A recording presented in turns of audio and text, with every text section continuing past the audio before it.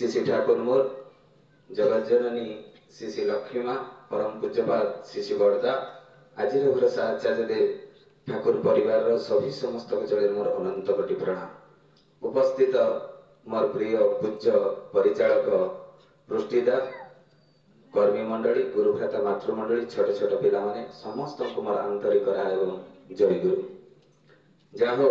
आज आम समस्ते जानिले रविदांकर 45तम विवाह वार्षिक आउ ए उपलक्षे से सत्संग प्रदान करिसंती। ए विवाह वार्षिक रो कथा जते मते कहिले से गोटे तांकर विवाहर कार्ड टी जो मैरिज कार्ड से 45 वर्ष हलानी से घरे साहित्य केना रखी छंती। सेटा मते गोटे आश्चर्य लागिला जे सेठी भितरे मु तांको से गोटे कथा जाजन करथिली। जणे माटी आसी ठाकुरंक पाखरे सासु ससुरंक विषय बहुत निंदा कथा कहला। मो सासु एमिति मो ससुर एमिति सब बहुत कथा कहला ठाकुरंक पाखरे। कहि सारिला परे ठाकुर कहउछंती आउ तू तो सासु ससुरंक सेवा जत्न करूना जे तू एते सासु ससुरंक विषय कहउछु। सेतेले करे जे किंतु मो सासु टिके मते चिड़चिड़ होती कहले बयस तो हे जाइछि सेटा हबो तोर भी दिने बयस हबो तू भी से भलिया हबो तू भी दिने सासु तो हबो ना आ तू जदि तांकर सेवा जत्न करिवोनी नाही से मते सबले एटा सेटा सब जिंस मागंती आ मु कोठी नि कोठी जिंसटा रखि देइथा मु पाइनी सेतेबेले सासु बहुत चिड़चिड़ होती। सेतेबेले से माटी को ठाकुर पठेले बड़ मां को पाखको कहले जा तो पाए गोटे मेडिसिन मु रखिछि तू सेई मेडिसिन ता बड़ मां को मागी के आनिबो। ठाकुर से मेडिसिन रो ना कहले माने से चेरोटी रो ना कहले गले बड़ मां को पाखको बड़ मां ताको संगे संग बाहर करिक ना से चेरोटा दे देले ताको से माटी को माटी आनिले आनी सारिला परे से मां को कहउछथि अरे से चेरोटा केते दिन रो रखितला टिके बड़ मां को जाना पचारि के ना आसीबो।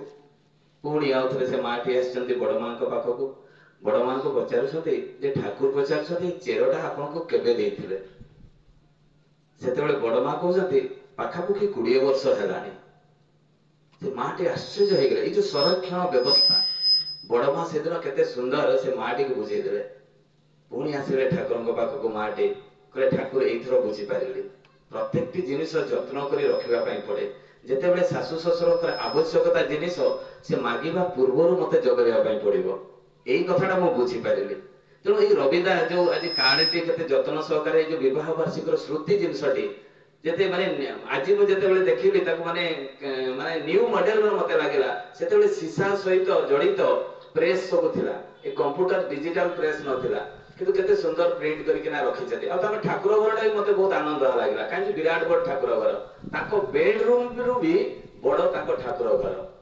आमे केमिति करछे पाइखाना घर जेतिकी बड़ हमर ठाकुर घर सेतिकी बड़ थाए। आमे ठाकुर को गोटे पाइखाना घर रखताउ सेठे मां थांती ठाकुर थांती आचार्य देव थांती आम मुंड भितर पसेना से राति रे केमिति सुइबे केमिति चलिबे केमिति खाइबे सेठे पिता अछंती स्वयं प्रभु सेठे पुओ अछंती सेठी स्त्री अछंती सेठी नाती अछंती ए पाइखाना घर भले गोटे छोट घर से माने केमिति सुइबे ठाकुर को हमको जीवंत भाबिबा दरकार। एवं सत्संग को जेतेबेले आसीबे आम घरे प्रत्येक मास सत्संग हुए जेतेबेले सत्संग आरंभ हुए मु गेट टाको ताला मार दिए जे लेट रे आसे से सत्संग अटेंड करि पारे ना काहे कि जानि छथि ना ताको मु शिक्षा दिए। मु एठी देखुची समस्ते ठीक टाइम रे आसंती नै ए सत्संग आमे काहे कि आसीबा ठाकुरन को पई कि निजो पई आमे सत्संग आसीबा निजो पई ठाकुरन को पई नै हेई पारे सत्संग आपन को भलो न लागि पारे किंतु एठी बसिले आपन को 1.5 घंटार आयुष्य वृद्धि हेबो। जेते पर्यंत ठाकुरंक काम रे पंक्चुअलिटी हेबे नाही सेते पर्यंत निज जीवन चरित्र जीवन चलणी केबे भी ठीक हेबो नाही। ठाकुरंकर प्रत्येकटी विधान जदि अग्रजरे रखि आमे करिबा नाही सेते पर्यंत आम जीवन चलणी रे बाधा विघ्न आसीबो दुख जंत्रणा आसीबो। तेणु प्रत्येकटी जिनिस चरित्र रे करिबा दरकार। सेमि तो बहुत संस्था अछि धर्म संस्था कहीं सेठे तो करिवार किछि नाही खाली भजन कीर्तन करती जाप मारती राधा राधा जप करती किंतु चलणी रो कथा आलोचना करी निज जीवन चरित्र रे पालन करिबा से हुआ कहीं देखा जायनी। ओनली श्री ठाकुर प्रत्येकटी जिनिस निज जीवन चरित्र रे पालन करिबा शिखेइबा कथा कहिसंती। बही मुखस्थ करिबा कथा कहि नांती पुराण शास्त्र मुखस्थ करिबा कहि नांती ताकू तुमे पढ़ो कार्य रे लगाओ। अनंत महाराज ठाकुर केमिति जने साधारण भक्त को स्किल डेवलपमेंट करती। अनंत महाराज बहुत परम भक्त, से जो परम भक्त ठाकुर अनंता शुणिलु से ठाकुरंकर हुक्का बनाते आकु महाराज बोली ठाकुर संबर्धना करते कहीं बहुत सुंदर हुक्का तैयारी करते। तेणु ठाकुर जय मो अनंत आसिलु दौड़िकिना आसुच्चंदी अनंत महाराज ठाकुर को प्रणाम करछंदी। ठाकुर कहउछंदी ए अनंत तू पंचानन दाक सहित धर्म आलोचना करू तू जीवु जा। अनंत महाराज को छातीटा धप कर उठला कहले ठाकुर मु आपनकर हुक्का बनाए आ पंचानन दा होची डबल एमए आ 18टा विषय रे से पढ़ेई शिखिचंती आ सेई भलिया लोकक सहित मु जणे अधम धर्म आलोचना करिवि। कहले ना तते जीवा पई पड़िबो। ठाकुर कहले ठाकुर केष्टदा तो जाइथिले से तो जणे साइंटिस्ट से परा पंचानन दांक पाखरे हारी किना आछंती। ठाकुर कहउछे ए पंचानन भागवत रे कोन लिखाइ छै कहत से मुकंकर दिवाचल पंगु लंघित गिरि जत्प्रेता परमानंदे माधव केष्टदा कहउछंती। केष्टदा कहि सारला परे कहले तू जीवु ना नहीं। कहले ठाकुर को से मना करू नांती कि ताकर कमजोरी जो से गुडे मूर्ख बोली किना परिचय दउछंती ठाकुर को पाखरे जे मु पारिबी नाही कि मना करू नांती से अनंत महाराज कहीं ठाकुर निर्देश को कहीं मना करती नहीं जो स्किल डेवलप ठाकुर केमिति करूछंती देखंतु जे ताको गुडे अयोग्य संतान को मो भलिया जेमिति गुडे अयोग्य को आज एठी किया करैछंती सेही भलिया अयोग्य जने मनीष को से केमिति डेवलप करंती ठाकुर कहउछंती स्वामी विवेकानंद चिकागो जाइथिले आ सेठी से भाषण देथिले एवं भाषण देला परे से एते आकृष्ट हेथिले जे बहुत छोट छोट जगह मत जाइकरा स्पीच देथिले अमेरिका रे एवं जतेबेले अमेरिका रे स्पीच देथिले तापरे से भाबिले जे मु गुडे किछि तो प्रमाण नै किना जीवी तेणु गुडे पेंटर को कहले मो गुडे चित्र बनै दियो मु जो स्पीच दउछि तार गुडे चित्र बनै दियो। सेतेबेले तो मोबाइल नथिला बा कोनोसी प्रकार डिजिटल कंप्यूटर नथिला जे बा कैमरा नथिला से फोटो चित्र उठाबो तो पेंटर को कहले पेंटर तयारी करि सारला। स्वामी विवेकानंद आसिला परे जेतेबेले देखंती स्वामी विवेकानंद को आखिरु लुह गडी गला। सेतेबेले पेंटर कहउछि काहे कि आपण कांदुछंती कहले नै ए साइड रे तुमे जहा फोटो तयारी करछो एटा किए जानिछो ना मु जानिनी किंतु सेदिन स्टेज रे आपन सहित मु देखिथिले कहले सी होचले मोर गुरु रामकृष्ण ठाकुर सात समुद्र पार हे से मो सामने रे ठिया आइतले मु देखि पाली नै किंतु तू जने साधारण पेंटर तू मो गुरु को देखिछु ताको आखिरु केते लुह गडी गला। पुणी ठाकुर कहउछथि मु तो सहित अछि जीवु कि नै कहले ठाकुर जीवी जे तो मोर आ साहस कुळौनी। पुणी ठाकुर उदाहरण देकि अनंत महाराज को बुझौछथि जे भूपेंद्र कुमार घोष कालना वर्धमान रो से गोटे विराट धर्म सभा करथिले विभिन्न धर्मावलंबी लोक मान को डाकिथिले प्रवचक मान को डाकिथिले बौद्धिस्ट ख्रिस्टियन जैन श्री ठाकुर अनुकूल चंद्र को पाखो आसी निवेदन करथिले भूपेंद्र कुमार घोष जे ठाकुर एठु जेमिति कि ना हले भी जने भलो वक्ता को पठेइबे। बेसी दिन ताकर दीक्षा नै 2 वर्ष मात्र दीक्षा नैथिले जाबी हो से विराट सभा सेतेबेले जेतेबेले सभा होतला लोक माने चाली चाली बहुत दूररु आसुतले लक्ष लक्ष लोक धर्म आलोचना सुनिबा पई मन बळ होतला किंतु आजि रो जदी जुग कहा जाय कलिर जुग रो जो माने वर्तमान सीजन चलीछि जोठी डिस्को डांस हो सेठी बहुत लोक किंतु धर्म आलोचना जगह केही नय धर्म की सुनिबा पई चाहते नै ताको बेकार लागे ताकर ईश्वर भगवान से जो माने नाचंती ताकू लागे मनुष्य मान को आजि रो डेट रे तो सेतेबेले जेतेबेले बहुत लोक आथिले लक्ष लक्ष लोक आसीथिले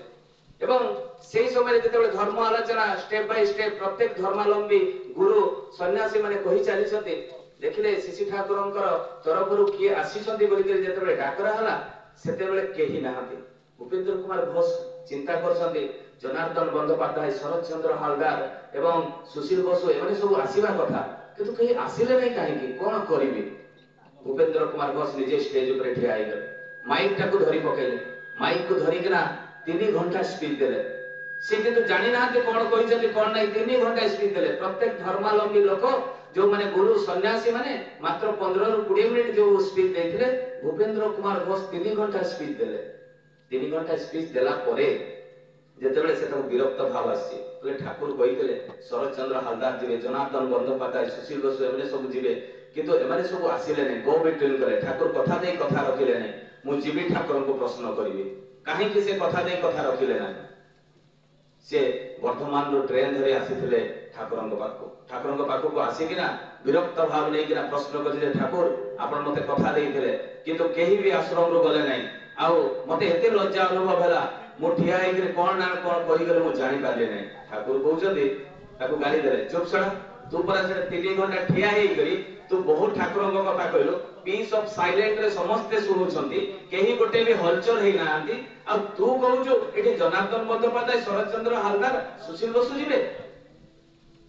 सेतबे जनार्दन बंदोपाध्याय आश्चर्य गले ठाकुर एटा आपण केमिति जाने जे मु 3 घंटा सेठी स्टेज रे ठिया हेई किना कहिले ठाकुर कहते तू परा मते को परम ब्रह्म परम गुरु परमेश्वर ईश्वर भगवान बोले तू मते संबर्धना करू तू एटा जानि पालुनी जे तो से तो मु ठिया हेइतिली अनंत महाराज बुझी पारिले बोले ठाकुर एई थरो जिबी आपण मते आशीर्वाद करतु केमिति पंचानंद आको सहित मु धर्म आलोचना करबी जोठरे केष्टदा बळे लोक हारि के आछथि सेठी जाउछथि अनंत महाराज जाई पहुंचले अतिथि सत्कार कले पंचानंदा ताको बसेला परे 3 घंटा अनंत महाराज क्लास नेले गोटे परे गोटे प्रश्न पचार थांती अनंत महाराज तार आंसर दे चली थांती अनंत महाराज जेतबे आंसर दे साले 3 घंटा सरी जाईछि अनंत महाराज पचारछंती पंचानंदा आपण तो मते 3 घंटा क्लास नेले मु 3टा प्रश्न आपण को पचारिबी अनंत महाराज कहले जे आपण जो प्रथम प्रश्नटी मते पचारले आ मझिरे एई प्रश्नटा पचारले आ शेषरे एई प्रश्न पचारले एई 3टा प्रश्नर सामंजस्य मते टिके कहि दियंतु सेतेबेले पंचानंद कहले एई कथाटा मु संगे संग कहि देबी चिंता करू करू से आ बुझी पारु नांती कोन कहिबी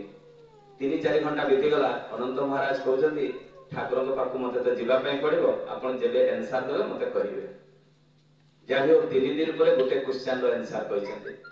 5 दिन परे आउ गोटे क्वेश्चन रो आंसर कहिसंती 7 दिन परे आउ गोटे क्वेश्चन रो आंसर कहिसंती 15 दिन लागिछि पंचानंदा को 3टा प्रश्न रो उत्तर देबा पई शेष प्रश्न जेतेबेले कहिसंती उत्तर शेष प्रश्न रो उत्तर कहिसंती सेतेबेले अनंत महाराज को पचारसंती आपनकर क्वालिफिकेशन केते सेतेबेले कहउछथि मु 6 क्लास रे पढुतली पाठ छाडी देछि आश्चर्य हे गेले पंचानंदा केते साधु केते सन्यासी केते गुणी केते एजुकेटेड लोक को मु हरैछि साधारण 6 क्लास पढितबा गोटे साधारण व्यक्ति पाखरे मु आज हारि जाइछि पचारछथि तम गुरु के कहले श्री ठाकुर अनुकूल चंद्र कहले मु तांकर दीक्षा रे दीक्षित हेबा पई चाहे जाबियो पंचानंदा श्री ठाकुरंकर दीक्षा रे दीक्षित हेले एवं आसी सबुदिन पई श्री ठाकुरंकर चरण स्पर्श रे रहि जाइतिले एई होचते श्री ठाकुर अनुकूल चंद्र तांकर विधान टाको निज जीवन चरित्र रे जे पालन करे प्रत्येक टी जिनिस संभव होय अनंत महाराज को किछि गुरु भाई पचारतले अनंत महाराज आपण तो होमियोपैथी मेडिसिन दियंती आपण तो पढ़ा लिखा नहीं आपण तो किछि जानि पारंती नहीं आपण केमिति औषध दियंती जे रोगी संगे संग ठीक हे जाय सेतेबेले कहले जे ठाकुर को नाम ध्यान बहुत करे और ठाकुर को दया जो मु रोगी को देखि देखि मेडिसिन ता मु आखि आगरे पूरा झलसी जाय आ मु संगे संग से मेडिसिन ता दे दे ठीक हे जाय केते साधना देखंतु तांका साधारण व्यक्तित्व जने ताको श्री ठाकुर अनुकूल चंद्रंकर स्पर्श रे से केते विराट गोटे भक्त हे जते आजिर डेट रे से आम गहण रे केते तांकर आलोचना होची सुशील बसु से भलिया ताको ससुर से बाटिले जे से डेप्यूटी कलेक्टर हेबे तले मजिस्ट्रेट हे थांदे से आज ठेसी ठाकुरंकर चरण स्पर्श रे थिले बोली किना आज तांकर हमें आलोचना करछे जदि से कोनसी कलेक्टर हे थांदे तांकर नाम निशान मिटि जाई थांदा आज ठाकुरंकर चरण रे थिले बोली आज तांकर नाम आज मने पडुछि ताहले आमे परिवार केमिति तयारी करबा ठाकुर केमिति परिवार चाहिछन्ती एटा मु रामायण रो उदाहरण देबा पय चाहे एमिति तो रेवती मोहन विश्वास को कथा कहि परबी काहे कि शास्त्र कथा कहे जे तो आचार्य देव भी शास्त्र कथा कोदे मु भी टिके शास्त्र कथा कहे दिने भरत गुरु को सहित आसुचंती रास्ता रे नंदीग्राम पड़े ताकर पूर्वजंकर सब मूर्ति अछि जेमति अजय बळी ए भागीरथी एमान सब मूर्ति अछि से मूर्ति गुडा को से आरती करंती आरती करू करू देखुचंती दशरथंकर सेठी मूर्ति अछि ताको हाथी रु से आरती थाळीटी पड़ी गला परे पचासथि गुरुदेव पिता केबे ताकर देह त्याग हला से कहले किछि दिन आगरो ताकर देह त्याग छै काहे की से कहले तुम भाई को भाभी भाभी ताकर देह त्याग हे गला कहले भाई को काहे की भाबीले कहले नहीं तुम मां से प्रतिज्ञा करथिले जे तुमे राजा हबो एवं रामचंद्र 14 वर्ष वन को जीवो तेणु से पितांकर सत्य को पालन करिया पई 14 वर्ष वन को पळेले कांदी पकेले भरत देखो तो पुत्रर धर्म कौन पितार धर्म को रक्षा करिबा रामचंद्र ताहा करिले हमें रामायण तो मुखस्त कर देछे रामायण तो भागवत पूरा मुखस्त करते आचरण काहे हमें आचरण कथा ठाकुर अनुकूल चंद्र कहछन्ती मुखस्त करिबा कथा कहि नांती पढी किना निज जीवन चरित्र रे करिबा कहछन्ती हमें रामायण रो ताहा पढी सिकी करिबा याको मुखस्त करिकिना कहा पाखरे कहिबा के आवश्यकता नै तो आचरणटा होची मेन ताने भरत सीधा जाई दौड़ी माँ पाखे पाद तले पड़ी बहुत कांदिले और कांदी कांदी कहते माँ देवता तुल्य मो भाई को तुम्हें बण को पठेदेल मु राजगादी बसबी ना जितेबले यही कथा कहले से कठौ निज मुंडरे धरी तीन तीन माँ निज मामू सीतांकर बापा समस्ते गुरु वैशिष्ट विश्वामित्र समस्ते गले राम को फेरैवा जिते रामचंद्र को फेर आने जाऊँगी गला भितर सी विभिन्न बाधा विघ्न को अतिक्रम कर पहुंची भाई तुम्हें चल से रामचंद्र कौन कहते जानते जे पितांकर सत्य को पालन करने आसी फेरी जावाई ना पिता मते ये बणर राज दरबार देते सुख भोग करुँगी ना माने पितार सत्य पालन कर माने से नीति को पालन कले जो ठाकुर जो नीति कथा कहते नीति को पालन करने कथा ठाकुर कहते आ किछि कथा कहि ना तो से नीति को पालन करने पे से फेरी किना आसिले नाही भरत आसिले घर को भरत जते बेले आसिले से समय रे कोन हेछि जे राति रे गोटे झियो छात ऊपर से तांगर राज दरबार से बुलुथुवा समय रे सेठी जे देखिले कौशल्या देखिले कैकेयी को कहउछथि जे हम राज दरबार छात ऊपर किए गोटे झियोटा बुलुछि तो दास दासी ही नथिबे बा सैन्य सामंत ही नथिबे सेटा किए जाइकिना देखिला बेलू मांडवी होती भरत स्त्री कहते माँ तू राति छात उपर कहीं बुलुचु ना मो स्वामी शुई ना जेहेतु स्वामी शुई ना तू रूम को जाऊनु राज दरबार से नहांती अच्छा कांदे सी नंदीग्राम रे अच्छे अरे नंदीग्राम रे करुची कौन कहले नहीं से जाइथिले भाई को फेरे आनिबा पई ताकू देखी से बकल फिरुचंती फल फल खाउचंती खाली पादरे चलचंती से सेही दिन प्रतिज्ञा करथिले भाई जेमिति चढुचंती मु सेमिति चढिबी से नंदीग्राम रे गोटे कुडिया घर करी सेठी रहिचंती तले तू केमिति जानिलु एते दूरनु तो स्वामी सुई नाहंती कहले मां देखंतु से गोटे प्रदीप जळुची से जेते पर्यंत लिभि नाही सेते पर्यंत मो स्वामी सुई नाही देखंतु स्वामी स्त्री रा संपर्क केमिति आमे जदि सत्संग टिके लेट हे जिवो फेरिबा पई हम स्त्री माने खाई पी केना सुई पड़ंती स्वामी को केबे अपेक्षा करंते नहीं किंतु मांडवी देखंतु छात ऊपर ठिया हेकिना ताको स्वामी को अपेक्षा करथिले पुणी प्रश्न करूछंती जे तू बोलु नहीं तो स्वामी पाखरे रहिबा पई मांडवी केते सुंदर कथाटी कहउछंती जे मां घरे सीता मां नाहंती एवं मो स्वामी कहिसंती जे घरे तीन तीन मां अछंती ताकर सेवा जत्न करिबा तुमर दायित्व केते गुरुत्वपूर्ण कथा आजिर बहु कोन से सासु ससुरंकर सेवा करूची देवता बोले मानुची केबे नुहे हमें रामायण रो एया ही तो शिखिबा ना रामायण पढिबे मुखस्थ करी हमें युक्ति तर्क करिबा केबे नुहे रामायण रो एई कथाटा हमें शिखिबा तापरे तीन तीन मां गले भरत को देखा करिया पई जेतेबे देखा करिया पई गले सेठी देखुचंती शत्रुघ्न कोଳରେ मुंड देइकिना रखिछंती भरत और भरत शत्रुघ्न भरत को मुंड को आउंसी दउछंती यह देखि ताको आश्चर्य लागिला एवं तीन तीन मां कांदी पकेले आजिर भाई कोन एमिति देखा जिवो जे बड़ भाई को सान भाई कोଳରେ सुई देबा भलिया सेमिति आज केबे सीन देखिछंती हाते जमी पे हाका देइ जाउछि आज भाई भाई भीतर संपर्क एमिति स्वामी स्त्री भीतर संपर्क किबळी आपण निजे मार्केट रे सब देखुथबे किंतु रामायण में केते सुंदर कथा लिखा है मते एथि पई रामायण मते भल लागे जे प्रैक्टिकली से करिकिना रामचंद्र देखिले केमिति परिवार हेबा कथा दिने ठाकुर को पाखु से बेले गळे माटी आस्तांते से बेले निंदा करूथांते सासु ससुरंग से हम सुनते नहीं ठाकुर पठे देले तू जेबु जा प्रभावती देवी को पाखो माने सुभाष चंद्र बोसकर मां को पाखो गले से माटी जाइकिना दी तला ऊपर से प्रभावती देवी तांको बसैले दी तला ऊपर बसै सारिला परे से कथा आलाप आलोचना चली थाए पारिवारिक जीवन विषय रे से समय हठात प्रभावती देवी हठात तळको छात तळको पळै आसले ये माटी आश्चर्य होइले कथा काई की पळैले दौड़ीकरा गेट खुलिले ताको स्वामी को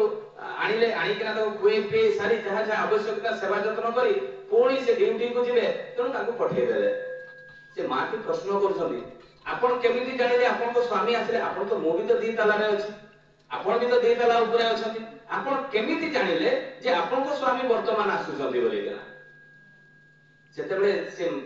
प्रभावती देवी कहले तुम जदि स्वामी सहित तुम ट्यूनिंग ठीक थाए जेमति आमे ठाकुरଙ୍କ सहित ट्यूनिंग कथा जोगाजोग कथा कहे ताको सहित भल पाइबाटा जदि थाए ताको प्रत्येकटी जिनिस तुम आखि आगरे नाचुथबो आ जदि ताको प्रति तुम भल पाइबा न थाए स्वामी प्रति ताले कोनोसी जिनिस तुमे ताको भल पाइबा खाली देखाबा हेइ पारे किंतु कोनोसी सेगुडा को निजे जीवन चरित्र रे होय ना से बुझी पारे ठाकुर को आसिकिना क्षमा प्रार्थना कले यही तो परिवार चाहिए ठाकुर आज डेट रे आमे ताहा देखिबा पाई पाउना ताने कोन गुरु ग्रहण आवश्यकता रही ए आबड़ खाबड़ जो आमे चालुचे ता पाई ही गुरु ग्रहण आवश्यकता रही काली जो आलोचना करते ताहा ही आज करबी शिव पार्वती बसी थांते प्रश्न करछंती पार्वती जे प्रभु आपण तो श्रेष्ठ कहा को पूजा कले 33 कोटी देवादेवी पूजा पाइबे सेटा मते टिके कहंतु सेते बेले स्वयं शिव कहउजंती 33 कोटी माने 33 जन देवादेवी 12 जन आदित्य 11 जन वसु पंचभूत एवं इंद्र एवं ब्रह्मा तो ये 33 जन देवादेवी केमिति पूजा पाइबे सेटा मते टिके कहंतु तो जेते बेले एई कथाटी कहिले सेते बेले स्वयं प्रभु शिव रूप वेदर कथा केते सुंदर आमे समस्त जानि छे किंतु आमे ताको गुरुत्व दउना शिव कहउजंती गुरु ब्रह्मा गुरु विष्णु गुरु देव महेश्वर गुरु साक्षात परम ब्रह्म तस्मै श्री गुरुवे नमः केते गुरुत्वपूर्ण कथाटे किंतु आमे एटा तो मुखस्थ कर दैछे किंतु आमे एटा को बुझिबा पे नाराज परम ब्रह्म माने ए सृष्टि रो तत्व रो समस्त ज्ञान जे जहा पाखरे अछि सिए ही गुरु तने गुरु को पूजा कले ब्रह्मा विष्णु महेश्वर ए 33 कोटी देवादेवी पूजा पाते पार्वती पुणी प्रश्न करूछंती जे कहा को कहार मंत्र जप करिवो मनीष काहे कि स्वयं प्रभु तो बारंबार आछंती ना से नाम नै करी आछंती तो से नाम ता कहार जप करिवो से तो चैतन्य महाप्रभु से वेदर हरे कृष्ण कृष्ण कृष्ण हरे हरे हरे राम राम राम हरे हरे एटा भी चैतन्य महाप्रभु से वेदर ही आनी छथि रूप वेदर ही या थिला आ आज रो डेट रे हमें देखु जे जियो पुओ ए मंत्रटा को डिस्कॉर्डेंस मारू छथि माने हमें केते कदर्य होई गलानी समाज केते तळ को खसी गलानी चिंता करतो आज ए मंत्र रो स्वर ऑलरेडी सन्यासी माने देई छथि किंतु हमें विभिन्न स्वर रे सिनेमा गीत स्वर रे हमें चाइना चलै छे सब माने हमें नाम टा को भी हमें माने भगवान को हमें खातिर करूना माने हमर एमिति मेंटालिटी हे गला तो ठाकुर जो नाम टा देई छथि एटा कोनोसी एपडो सपडो नै काली भी आलोचना से कथा कहिथिले जे ठाकुर राधा नाम टा देई छथि राधा नाम टा आज प्रत्येक मुनि ऋषि साधु सन्यासी काशी वृंदावन रु आरंभ करी समस्त ही राधा नाम जप करूछथि आपण YouTube खोले देखबे राधा राधा कहिकरा जाम मारुछथि ता से तो ठाकुर आ दीटा वर्ड जॉइंट करछथि राधा सहित आमे समस्त जानि छे तने ठाकुर कोन वेद शास्त्र पुराण रु बाहर ना से तो स्वयं वेद पुरुष से स्वयं से सृष्टि करता तेनो ता से कोन अलग जिंस किछि देबे केबे नुहे पुणी प्रश्न करछथि पार्वती कहले प्रभु एटा तो जानि गले जे से गुरु जो मंत्र मूलम गुरु वाक्यम माने गुरुंकर निर्देशित मंत्र सहित समान एटा रूप वेदर लिखा छै गुरु जो निर्देश दैछथि गुरु हमर मंत्र दैछथि आमे ताको जप करूछे पुणी पार्वती जेते प्रश्न करछथि काहा को मनीष पूजा करिवो वेदर लिखा छै पूज्यम गुरु पादम माने गुरुंकर पाद पूजा कराया कथा कहै छै वेदर मु शास्त्र कथा कहू नै पृथ्वी रो सबुठारु प्रथम बही वर्ल्ड रो जदि सबुठारु प्रथम बही होउची वेद ता पूर्व कोन सी बही नैतरा एई वेद को समस्त मानते से ख्रिस्टियन माने बौद्धिस्ट माने जैन माने समस्त मानते काहे कि ता ऊपर की जुक्ति करती नाही और जदि भी जुक्ति करती हारती आज तो वैज्ञानिक माने काहे कुरान बाइबल को रिसर्च करूना काहे कि गीता को आ वेद को रिसर्च करछथि अमेरिका रो लंडन रो आरंभ करी 6-7 वर्ष होलानी सामने रिसर्च करछथि काहे कि किछि तो अछि तेलो पुणी प्रश्न करछथि पार्वती कहि प्रभु मु जानि गले गुरु को पूजा करा जीवो गुरु जो निर्देशित नाम को मनन करा जीवो एई कथा तो जानिले किंतु मनीष ध्यान काहा को करिवो वेद रे लिखा अछि ध्यानं मूल्यम गुरु मूर्ति हमें चक्र पटरे ठाकुरंकर गोटे छोट फोटोटे अछि हमें चक्र पटटा को सामने रे रखि के हमें ध्यान करू देखो तो ठाकुर एपट सेपट किछि देई नांती जमे ताने कोन ध्यानं मूल्यम गुरु मूर्ति गुरुंकर मूर्ति को हमें ध्यान करबा कथा कहै अछि वेद रे तने हमें ताहा करूछे तने ए जो तापरे शेष प्रश्न पार्वती पचार छथि काहे कि आज बहुत कथा कहबी काली कहिथिली बोली कि आज मु शॉर्ट रे कहूची पुणी पार्वती प्रश्न करूछथि मनीष मोक्ष पाइबो केमिति मोक्ष मूल्यम गुरु कृपा गुरुंकर जदि कृपा हुए मनीष मोक्ष प्राप्ति पाइबो तने कृपा माने ठाकुर कोन कहले करे पावा कृपा माने करे पावा जदि हमें आचरण रे ताहा करू नाहु ताने हमें किछि पाइबानी दीक्षा नेबा माने गुडी स्कूल रे एडमिशन हवा सहित समान स्कूल रे एडमिशन हेले हमको पाठ पढिया पय पडिबो ताले सेना मैट्रिक परीक्षा रे बोर्ड हमको सर्टिफिकेट गुटे दबो जदि हमें पाठ पढिबानी फेल हबा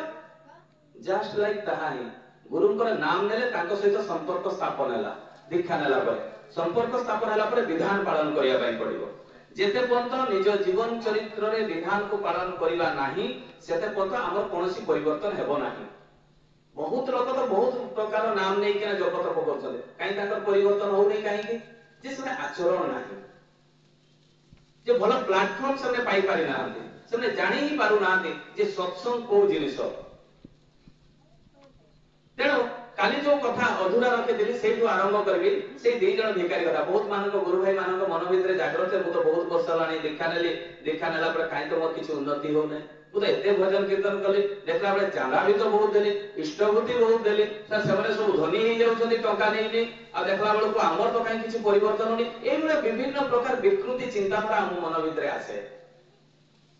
तो दी जन से भिकारी थांते जाऊ थांते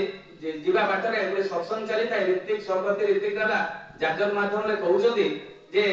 जे श्री ठाकुर अनुकूल चंद्रन दीक्षा नब तार दुख दूर हो जीव से सुख शांति रे रहिबो एई कथा से दी जन जाक भिकारी सुनिछथि सुनि सारिला परे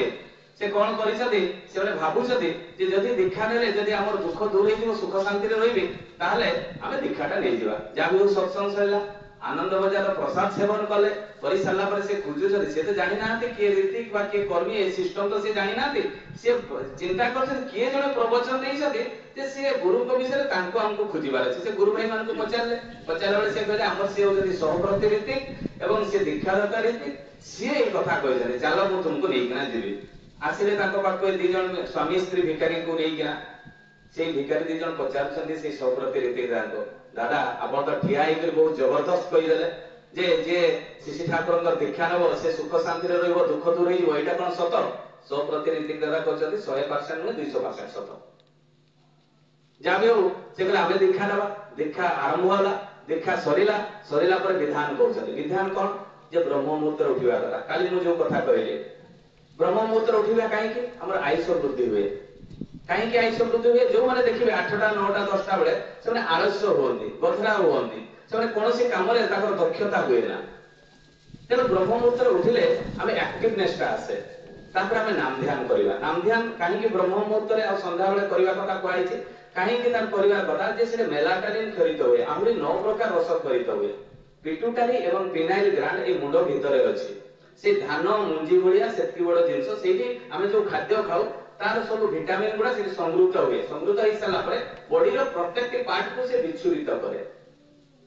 तेणु मनीष 40 वर्ष पर जो तार 40 करे चश्मा व्यवहार करे सेटा एते व्यवहार हुए ना जो माने नाम ध्यान करते ब्रेन सेल डेवलप हुए ए जो चमड़ा गुडा देहर सेगुडा को बाध्यक हेले कोन सब झुली जाए सेगुडा को एते जल्दी हुए ना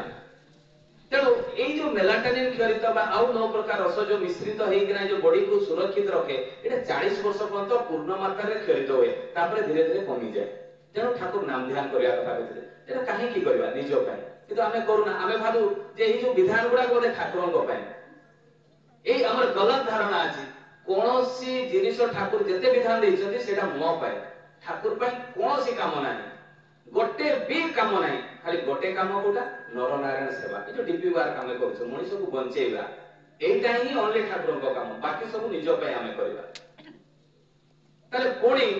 तापरे कोन करबा नाम ध्यान कला परे तापरे सत अनुज्ञा पाठ करे प्रणाम मंत्र अछि हम समस्त जानछि ओम ब्रह्म परब्रह्म कुलमाणिक राम स्वामी दयानंद चरण रे कडी कडी प्रणाम तापरे सत अनुज्ञा पाठ करे मु अकृति मु अमानी निरलस ए जो मु क्रोध करिबिनी मु अमानी हेबिनी ए जो छोटा रिपु को हमें कंट्रोल करिवार प्रत्येक दिन प्रतिज्ञा करिबा हेई पारे जन को वर्ष भीतर किछि ना किछि कंट्रोल हबो 5 वर्ष हेई पारे 10 वर्ष हेई पारे जीवन सारा भी हेई पारे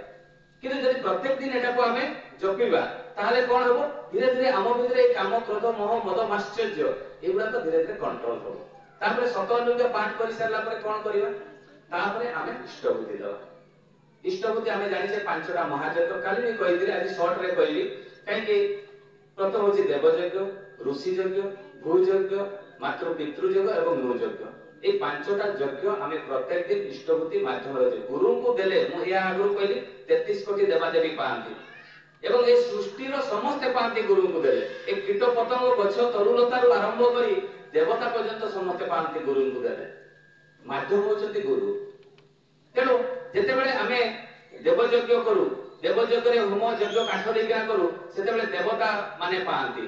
କିନ୍ତୁ ଗୁରୁଙ୍କୁ ଇଷ୍ଟ ବୁଦ୍ଧି ଦେଲେ ଆମକୁ ହୋମ ଯଜ୍ଞର ଆବଶ୍ୟକତା ପଡେ ନା। ପ୍ରତ୍ୟେକ ଦିନ ଆମେ ସେଇ ଦେବତା ମାନଙ୍କୁ ଦଉ।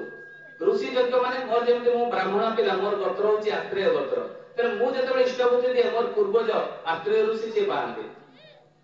ପୁଣି ଯେତେବେଳେ ମାତୃ ଏବଂ ପିତୃ ଯଜ୍ଞ ଇଷ୍ଟ ବୁଦ୍ଧି ମାତ୍ରେ, ମାତୃ ପିତୃ ମାନେ ମୋ ବାପା ପାଆନ୍ତି, ତାଙ୍କ ବାପା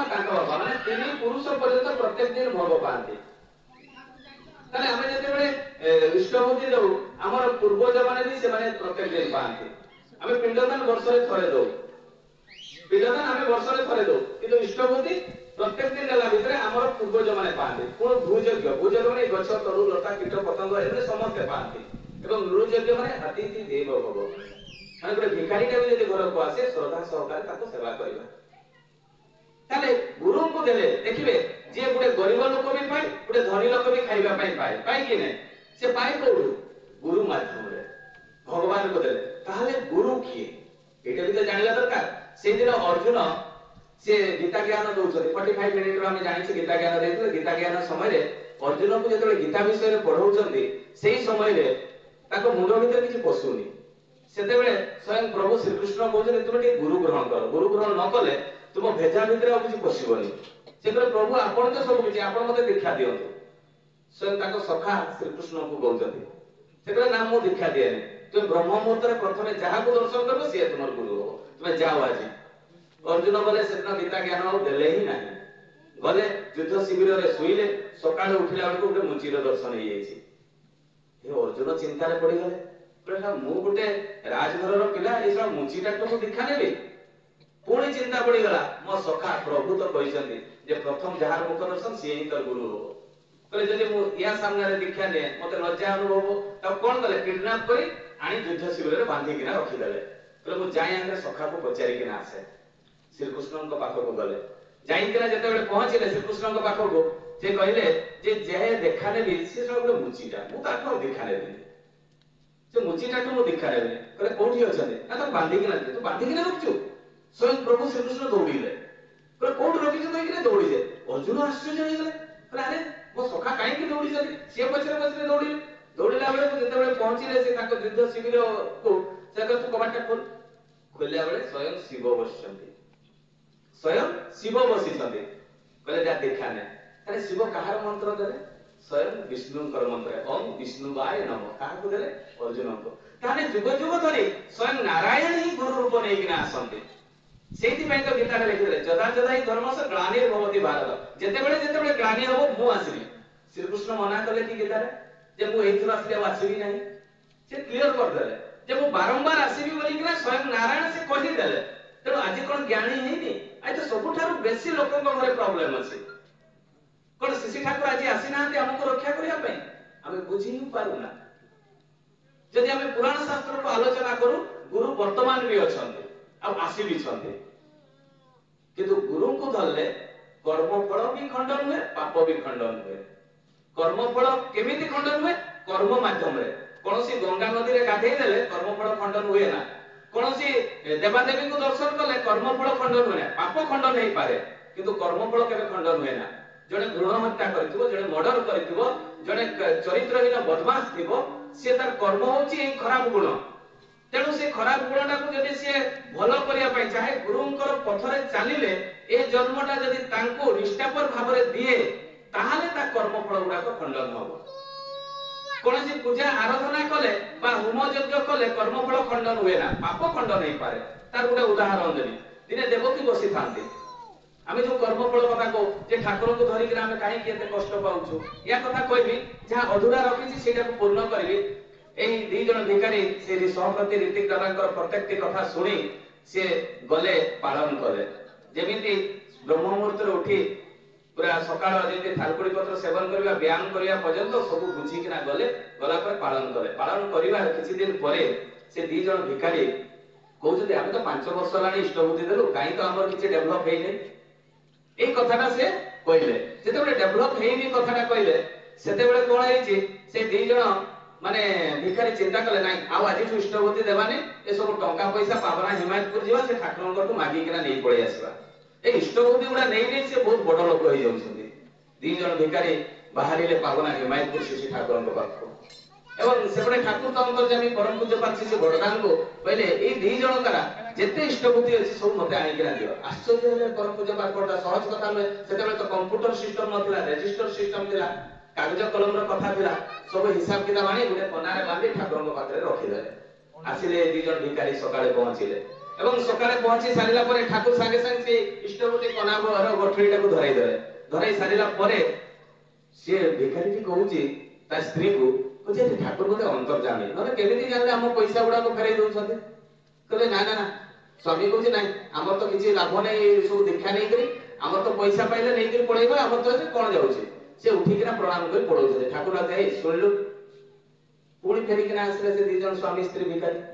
ଆସିକିନା କହୁଛନ୍ତି ଠାକୁର କୁହନ୍ତୁ, ଏ ତୁ ତ ଯାଉଛୁ ଇଷ୍ଟବୁଦ୍ଧି ପଇସା ନେଇକିନା, ତୁ ଏଇ ପଇସାରୁ ଦିଟା ବିସ୍କୁଟ ପକେଟ କିଣିବୁ, କୁକୁରକୁ ଖୁଏଇକିନା ତୁ ପଳେଇବୁ। ସେ ଦି ଜଣ ଭାବିଲେ ଯେ ବ୍ରାହ୍ମଣ ମାନେ କୁହନ୍ତି କୁକୁର ଗାଈ ଏବଂ କୁଆକୁ ଖୁଏଇଲେ ଧର୍ମ ହୁଏ, ତେଣୁ ଠିକ ଅଛି ଖୁଏଇ ଦେଇକିନା ପଳେଇବା। କୁକୁର ମାନଙ୍କୁ ଖୁଏଇବା ଆରମ୍ଭ କଲେ। ସେ ଇଷ୍ଟବୁଦ୍ଧି ପଇସାରେ ବିସ୍କୁଟ କିଣି ଯେତେବେଳେ ଖୁଏଇଲେ, କୁକୁର ଗୁଡା ଗୋଟେ ପରେ ଗୋଟେ ଡେଥ୍ କରିସାରିଲେ। ଯେତେବେଳେ ମରିଗଲେ ସେତେବେଳେ ଗାଁ ବାଲା ଜାଣିଲେ ଯେ ଏମାନେ କୁକୁର ଗୁଡାକ ବିଷ ଦେଇ ଦେଇ ମାରୁଛନ୍ତି, ଭିକାରୀ ମାନଙ୍କୁ ପିଟିବା ପାଇଁ ଦୌଡେଇଲେ। ସେମାନେ ଆଉ ପ୍ରାଣ ବିକଳ ନ ପାଇ ଠାକୁରଙ୍କ ପାଖକୁ ପଳେଇ ଆସିଲେ, ଚରଣ ପାଖକୁ ପଳେଇ ଆସି ସେଇଠି ବସିକିନା କହୁଥିଲେ ଠାକୁର ଆମକୁ ରକ୍ଷା କରନ୍ତୁ, ନହେଲେ ଗାଁ ବାଲା ପିଟିକିନା ମାରିଦେବେ। କହିଲେ କଣ ହେଲା ରେ? କହିଲେ ନାଇଁ, ଆପଣ ବିସ୍କୁଟ ଖାଇବା କଥା କହିଥିଲେ, ଆଉ ସେ ମୁଁ ବିସ୍କୁଟ ଖୁଆଇଲା ବେଳକୁ କୁକୁର ତିନିଟା ମରିଗଲେ। କିଛି ଦିନ ବସିଲା ପରେ କହୁଛନ୍ତି ଠାକୁର ଏଇ କୁକୁର ଗୁଡା ମଲେ କାହିଁକି ସେଇଟା କୁହନ୍ତୁ। ସେତେବେଳେ ଠାକୁର କହୁଛନ୍ତି ପୂର୍ବର କର୍ମ ଫଳ ଯୋଉ ଏଇ ଯୋଉ ଇଷ୍ଟବୁଦ୍ଧି ମାଧ୍ୟମରେ ଇଷ୍ଟ ସବୁ ଖଣ୍ଡନ ହୁଏ। ତମେ ଯୋଉ ଇଷ୍ଟବୁଦ୍ଧି ଦିଅ ପୂର୍ବ ଜନ୍ମର 100 ଜନ୍ମର ଯଦି ଆଗରୁ ବି 100 ଥର ଆମେ ଜନ୍ମ ହେଇଥିବା ତାର କର୍ମ ଫଳ ଗୁଡାକ ଖଣ୍ଡନ ହୁଏ। ଆଉ ଏଇ ଯୋଉ ତୁମର ଇଷ୍ଟ ଗୁଡାକ ଯେତେବେଳେ କୁକୁରକୁ ଖୁଏଇଦେଲ ସେତେବେଳେ ଆଉ ସହିପାରିଲେନି, ସେତେବେଳେ ମୃତ୍ୟୁବରଣ କଲେ। କହିଲେ ଠାକୁର ଏଇଟା ତ ବୁଝିପାରିଲି, କିନ୍ତୁ କାହିଁକି ଆମେ ଏଇ 5 ବର୍ଷ ଦୀକ୍ଷା ନେଲା ପରେ କାହିଁ ଆମର ତ କିଛି ଡେଭଲପ ହେଇନି? ଠାକୁର ପଚାରିଛନ୍ତି କଣ ଡେଭଲପ? ତୁ ଦୀକ୍ଷା ନେବା ପରେ କଣ ଅବସ୍ଥା ଥିଲା ମତେ ଟିକେ କହିଲୁ। କହିଲେ ଠାକୁର ଏମିତି ତ ସ୍ୱାମୀ ସ୍ତ୍ରୀ ଭିତରେ ଝଗଡା ହଉଥିଲା, ମୁଣ୍ଡ ଫଟାଫଟି ହେଇଯାଉଥିଲା, ଆଉ ଦିନେ ଦିନେ ଖାଇବା ପାଇଁ ବି ମିଳୁନଥିଲା, ପାଣି ପିଇକିନା ଶୋଉଥିଲୁ, ଆଉ ଦେହ ଖରାପ ପ୍ରାୟ ହଉଥିଲା। କହିଲେ କାହିଁକି ଏଇନା ହଉନି?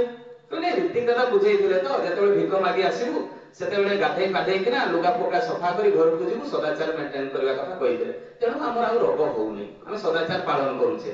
ପୁଣି କହିଲେ କାହିଁକି ତୁମର ଏଇ ଅଭାବଟା ହଉନି? କହିଲେ ଠାକୁର ଯାହା ବି ତ ହଉ 3 ମାସର ଷ୍ଟକ୍ ଖାଦ୍ୟ ଆମ ଘରେ ରହିଛି,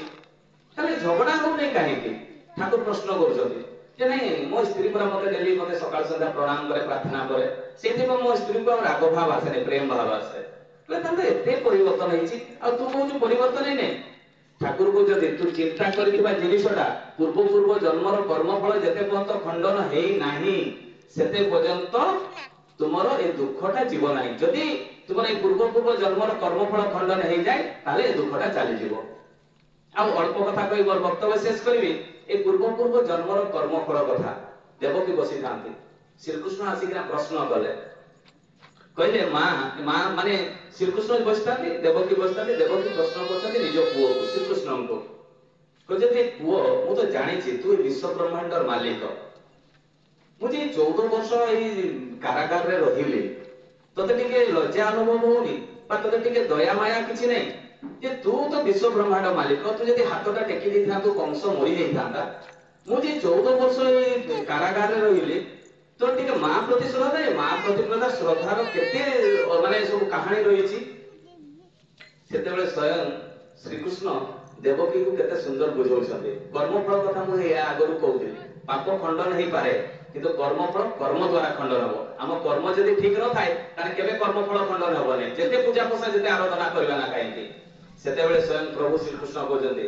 ମା ମୁଁ ଯେତେବେଳେ ରାମଚନ୍ଦ୍ର ହିଁ ଜନ୍ମଗ୍ରହଣ କରିଥିଲି ତୁ କୈକେୟୀ ହିଁ ଜନ୍ମଗ୍ରହଣ କରିଥିଲୁ, ତୁ ମତେ 14 ବର୍ଷ ବଣକୁ ପଠେଇଥିଲୁ, ସେଇ ଯୋଉ 14 ବର୍ଷ ବଣକୁ ପଠେଇଥିଲୁ ସେଇ କର୍ମଫଳ ତୁ ଏ ଜନ୍ମରେ ପାଇଲୁ। ତାହେଲେ ଦେଖନ୍ତୁ କର୍ମଫଳ ସ୍ୱୟଂ ପ୍ରଭୁ ଥିଲେ ତାଙ୍କ ସହିତ, ହେଲେ ବି କର୍ମଫଳ ଖଣ୍ଡନ କରିପାରେ ନାହିଁ, ଭୋଗ କରିବା ପାଇଁ ପଡିଲା। ରାମଚନ୍ଦ୍ର କଣ କୈକେୟୀ ସହିତ ନଥିଲେ? ଥିଲେ, ହେଲେ ବି ତାଙ୍କର କର୍ମଫଳ ଖଣ୍ଡନ କରିପାରିଲେ ନାହିଁ। କର୍ମଫଳ କର୍ମ ଦ୍ୱାରା ହିଁ ଖଣ୍ଡନ ହୁଏ। ଆମର କର୍ମ ଯେମିତି ଆମେ ସେଇଭଳିଆ ହିଁ ଆମର ଶାସ୍ତି ପାଇବା, ଆମର ପୂର୍ବ ଜନ୍ମ ବି ସେଇଭଳିଆ ହବ। ଆମ କର୍ମ ଯଦି ଗଲତ ହବ 84 ଜନ୍ମରେ ଆମେ ଜନ୍ମଗ୍ରହଣ କରିବା। ତେଣୁ ଦାଦା ଟାଇମ ହେଲା କି ଅଛି ତ ଏଇ ଶେଷ କଥାଟି କହିବି ଯେ ଏଇ ଯୋଉ ପାପ ତାପର କଥା କୁହାଯାଏ, ଜଣେ କୃଷ୍ଣଙ୍କର ପରମ ଭକ୍ତ ये जो कर्मफल कथा कहबी बहुत लोग जो दीक्षा छाड़ी दियंती से जानती नहीं जे गुरु को धरिले कौन दृष्ट खंडन हुए दुख जिते पड़ जाए ठाकुर को धरिक मोर किसी पाइले एते दुख एते कष्ट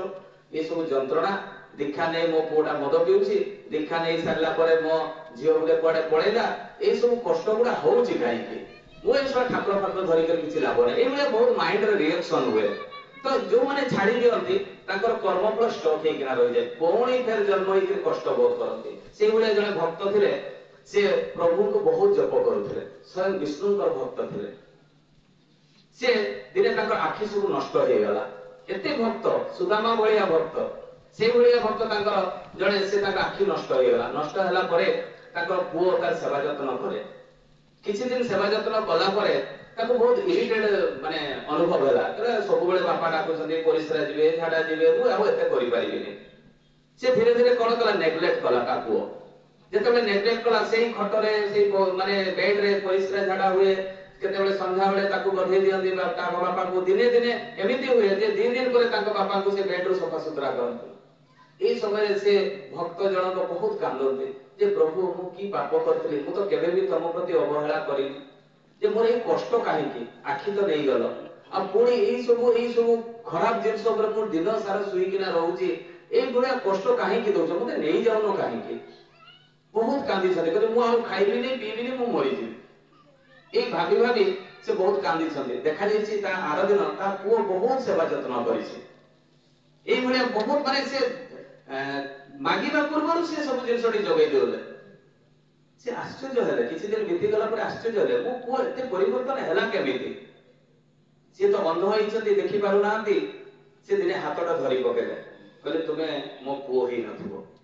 जदि मो पुओ ही थातो ताले मो मो मनर कथा केमिति तुमे जानि पारुछो तुमे किए मते कुह स्वयं प्रभु तांकर स्वरूप देखैथिले से अंध से विष्णुकर स्वरूप से देखि पारिथिले कहले प्रभु तुमे मोर सेवा करूछो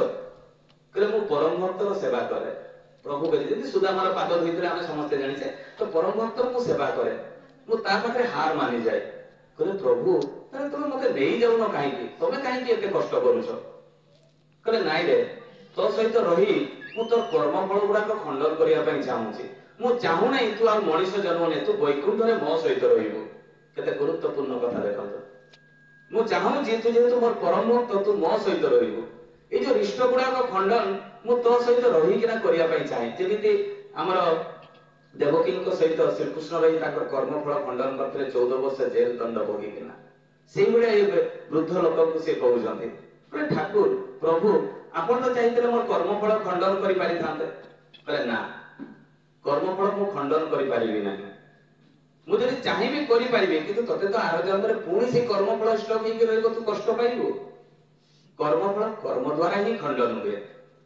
तेणु मु चाहूची ए जन्म रे तोर जेते कर्मफल अछि सब खंडन हो जाओ किंतु दया करिकिना शिशि ठाकुर गुटे सुंदर बाणीति देइछंती तू गो हत्या करिथा ब्रह्म हत्या करिथा नारी हत्या करिथा मु तते निश्चय करि कहूची प्रतिज्ञा करि कहूची तो सब पाप ताप धोई देबी केते गुरुत्वपूर्ण कथा आज पर्यंत कोनोसी पुरुषोत्तम ए कथा कहि नथिले ताले केते गुरुत्वपूर्ण कथा आमे ए जो कर्मफल कथा कहूची कर्मफल हमको भोग करिया पई पड़िबो किंतु ठाकुर गोटे वाक्य रे कहि देले तू गो हत्या करिथा ब्रह्म हत्या करिथा नारी हत्या करिथा जहां भी करिथा ना काहे जेते पाप ताप करिथा तू मो पाख को आए मोर तोर सब पाप ताप धोई देबी एटा कोन केते गुरुत्वपूर्ण कथा किंतु आमे ए जिनिसटा बुझी पारुना जेते पर्यंत गुरु को आमे धरी तांकर चला पथरे आमे न चलीबा सेते पर्यंत कोनोसी प्रकार हमर लाभ होबने तेणु केटा नोट होइला आय तो जा भी हो आज ए जो आपण मानकर गहना रे रही गुटे सत्संग उपभोग पाइछि दया करी मु समस्त को कहूछि सत्संग जोठी भी हो मानव अभिमान किछि करिवार दरकार नै सत्संग हमर समस्त का दरकार किए डाकू न डाकू सेठी सहयोग करिवा एवं सेठी जाई बसिबा ठाकुरंकर आलोचना आपन को जेते भलो लागुबा न लागु सेटरे किछि मतलब नै भजन कीर्तन भलो लागुबा न लागु मतलब नै आपण माने समस्त जाई सेठी उपस्थित जदी हेबे ए सत्संग जगत सत्संग जो ठाकुर जो मैन मेकिंग फैक्ट्री दादा कहउतले এইটা আমার ঠাকুরଙ୍କର ইচ্ছাটাକୁ ପୂରଣ କରିବା ଏବଂ ଠାକୁର ଯାହା ଚାହିଁଛନ୍ତି ଯେ ଆମେ କେମିତି ବଞ୍ଚିବା ବଢିବା ସେଇଟାକୁ ଆମେ କରିବା। ଏବଂ ଭାଗବତରେ ଯୋଉ ଲେଖା ହେଇଛି ମାତୃଦେବ ଭବ ପିତୃଦେବ ଭବ ଆଚାର୍ଯ୍ୟ ଦେବ ଭବ ଅତିଥି ଦେବ ଭବ, এইଟାକୁ ଆମେ କଣ୍ଟାଇ କଣ୍ଟାଇ ପାଳନ କରିବା। କାହିଁକି ଯିଏ ନିଜ ମା ବାପା ଶାଶୁ ଶ୍ୱଶୁରଙ୍କର ଭଗବାନ ବା ଦେବତା ବୋଲି ସେବା କରେ ନା, ସ୍ୱୟଂ ବିଷ୍ଣୁ ନାରାୟଣ କହିଛନ୍ତି ସିଏ ମତେ ବି ସେବା କରେ ନା। ଠାକୁର ସେଇ କଥା କହିଲେ ଯେ ନିଜର ମାନେ ଗୁରୁଜନ ମାନଙ୍କର ସେବା କରେ ନା। ଠାକୁର କହିଛନ୍ତି ଯେ ନିଜ ଶାଶୁ ଶ୍ୱଶୁରଙ୍କର ବା ବାପା ମାଙ୍କର ସେବା କରେ ନା ସେ ମତେ ବି ଭଲ ପାଇନା। ଠାକୁର ଏଇ କଥାଟା ବି କହିଛନ୍ତି। ତେଣୁ ଠାକୁର ତ ସେଇ ଜଣେ ହିଁ ନା, ସେଇ ରାମ କୃଷ୍ଣ ଯୀଶୁ ମହମ୍ମଦ, ସିଏ ତ ଅଲଗା କଥା କିଛି କହିବେନି। ତେଣୁ ଆମେ ସମସ୍ତେ ଏଇ ସତ୍ସଙ୍ଗକୁ ଆସିବା ବସିବା, ସବୁ ମାନ ଅଭିମାନକୁ ଛାଡି ସତ୍ସଙ୍ଗକୁ କେମିତି ଡେଭଲପ କରିବା, ଆମର ଚରିତ୍ର ଚଳନ ଯେମିତି ହେବ ଆମର ସନ୍ତାନ ମାନେ ସେମିତି ହେବେ। ଆମେ ଯଦି ଆମର ଚଳନ ଚରିତ୍ରରେ କୋଉଟିକେ ଲାଗି ରହିଯାଏ, ଦାଗ ଟିକେ ଲାଗିଯାଏ, କାହିଁକି ଧଳାରେ ଦାଗ ଲାଗିଲେ ସମସ୍ତେ ଦେଖିପାରିବେ, ଆଉ ସତ୍ସଙ୍ଗୀ ମାନଙ୍କର ଯଦି ଡ୍ରେସରେ ଦାଗ ଲାଗିଯାଏ ତାହେଲେ ସାଧାରଣ ଯୋଉମାନେ ଦୀକ୍ଷା ନେଇନାହାନ୍ତି ସେମାନେ ଆମକୁ ଆଙ୍ଗୁଳି ଉଠେଇବେ। ତେଣୁ ଆମର ଚରିତ୍ର ଚଳନ ଠିକ କରିବା, ଠିକ ଚଲାପଥରେ ଚାଲିବା ଏବଂ ସମସ୍ତଙ୍କର ସେବା କରିବା। ଏବଂ ଠାକୁର ସେବା କଥା କହିଛନ୍ତି ଏବଂ ଡିପି ୱାର୍କ ମାଧ୍ୟମରେ ସମସ୍ତଙ୍କୁ ଆମେ ଯାଇ ତାଙ୍କୁ କେମିତି ଆଉ ଥରେ ଇଷ୍ଟବୃତ୍ତି କରିବେ, କେମିତି ନାମ ଧ୍ୟାନ କରିବେ, କେମିତି ଯାଜନ କରିବେ ସେଇ କଥା କହିବା। ତେଣୁ ମୁଁ ଏତିକି ମୋର ବକ୍ତବ୍ୟ ଶେଷ କରୁଛି। ସମସ୍ତଙ୍କର ପଞ୍ଚମହା ଜୀବନ ଇଷ୍ଟୀଭୂତ ହଉ, ସମସ୍ତେ ଶାନ୍ତି ସ୍ୱସ୍ତି ନିରାମୟ ଜୀବନ ଯାପନ କରନ୍ତୁ, ଏତିକି ମୋର ବକ୍ତବ୍ୟ ଶେଷ କରୁଛି। ଜୟ ଗୁରୁ।